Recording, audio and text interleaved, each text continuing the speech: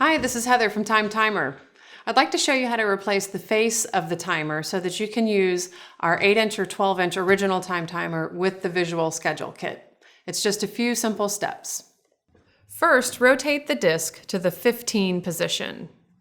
Next, using both hands, gently pull the right-hand side of the inside frame that covers the timer face, releasing the tabs and remove.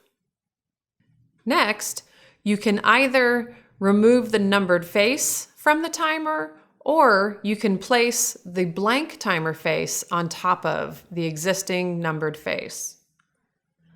To place the blank face, lay the blank onto the timer by sliding the top of the cutout semicircle under the red disc. Make sure that the semicircle fits under the tabs at the approximate locations for 0, 10, and 15. Last, you can reinsert the tabs on the inside frame cover into the right-hand side of the timer and gently snap the inside frame back into place.